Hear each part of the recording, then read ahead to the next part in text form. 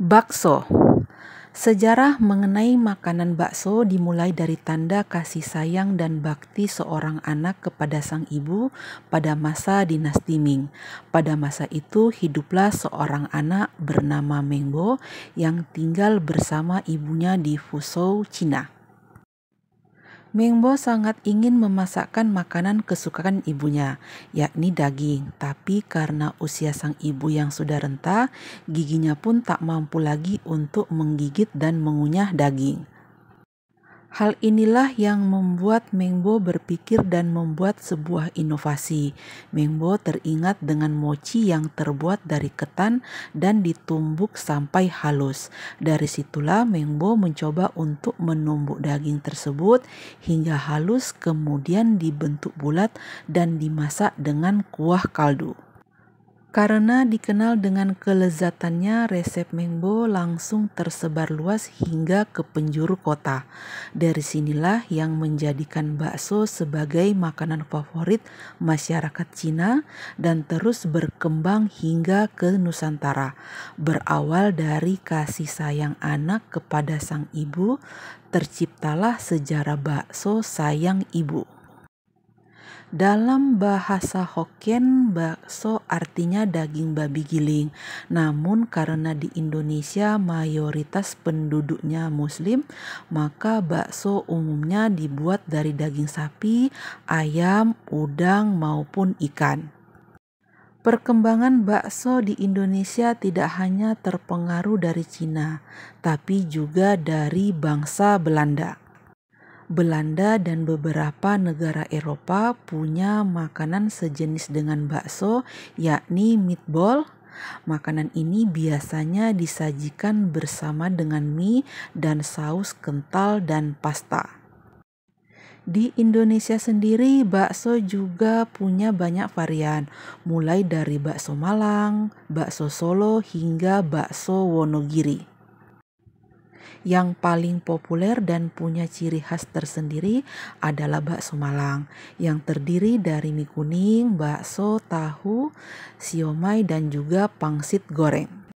Sedangkan bakso Solo dan Wonogiri biasanya berisi bakso, mie, sayuran, dan yang menjadi ciri khasnya ialah kuah kaldu yang sangat kuat dan disajikan dengan irisan tetelan atau daging. Bakso diperkirakan masuk ke Nusantara melalui para pedagang Tiongkok.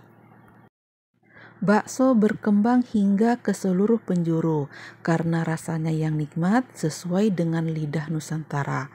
Akulturasi budaya pun terjadi hingga terdapat berbagai variasi-variasi resep bakso menyesuaikan lokasi. Apalagi Nusantara sangat kaya akan bumbu-bumbu rempah yang membuat bakso semakin sedap.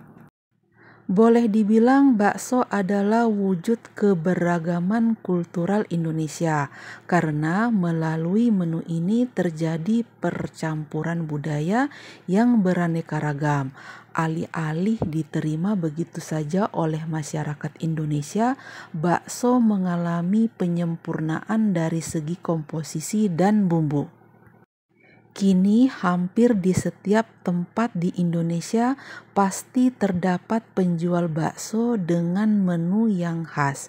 Namun dari ratusan varian bakso di Indonesia, ada beberapa menu yang populer seperti bakso urat, bakso telur, bakso ikan, bakso udang, bakso balungan, bakso aci, bakso tahu, hingga bakso kerikil. Sedangkan dari kota, beberapa kota muncul menjadi ikon kota bakso seperti Wonogiri, Solo, Malang, hingga Karimun Jawa. Bakso adalah menu yang bisa dinikmati siapa saja, kapan saja, dan di mana saja. Bakso termasuk salah satu makanan jalanan paling populer di kota-kota dan desa-desa di Indonesia. pedagang keliling yang bepergian, baik dengan kereta atau sepeda, sering mengunjungi daerah perumahan di Indonesia. Sementara bakso warung dan tenda sederhana sering bermunculan di pinggir jalan di kota-kota di Indonesia. Bakso menjadi perhatian internasional ketika Presiden Amerika Serikat Barack Obama mengingatnya sebagai salah satu makanan favoritnya dari masa kecilnya di Indonesia dan menyebutkannya dalam pidatonya. Dalam proses pembuatannya ada bakso yang dicampur dengan boraks untuk membuat tepung menjadi lebih kenyal, mirip daging, serta lebih awet. Hal ini membuat bakso pernah dianggap makanan yang kurang aman oleh Badan Pengawas Obat dan Makanan.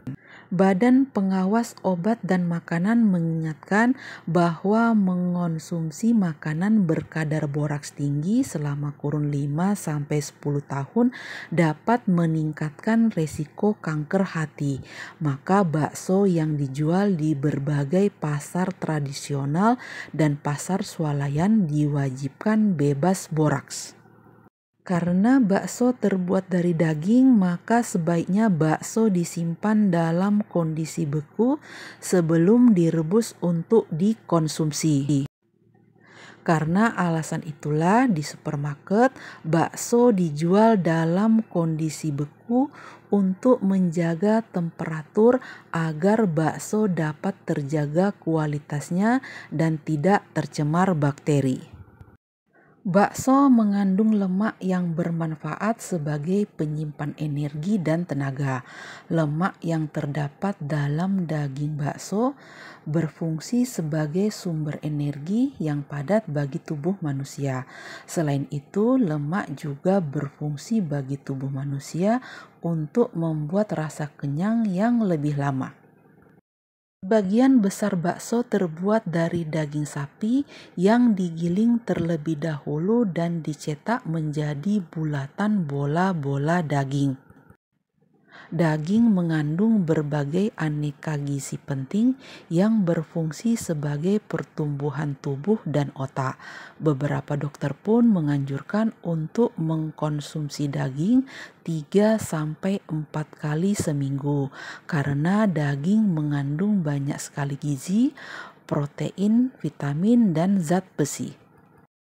Untuk itu, pengganti daging yang cocok dalam kebutuhan sehari-hari adalah dengan makan bakso, sebuah solusi yang instan dalam mengkonsumsi daging sehari-hari. Bakso yang diolah secara benar dengan mesin pembuat bakso akan menghasilkan daging yang berkualitas pula. Oke lah teman-teman, sampai di sini dulu penjelasan saya sedikit tentang bakso. Semoga apa yang saya sajikan ini bisa menjadi inspirasi bagi teman-teman yang lain dalam menyajikan konten-konten menarik di channel masing-masing. Terima kasih saya ucapkan bagi teman-teman yang selalu setia menonton video-video dari saya, yang memberikan komentar yang baik, komentar yang positif, teman-teman yang sudah subscribe, like, komen, dan share. Semoga kebaikan teman-teman semua dibalas kebaikan juga oleh Allah Subhanahu wa Ta'ala. Sampai jumpa di lain kesempatan. Wassalamualaikum warahmatullahi wabarakatuh. Sayonara.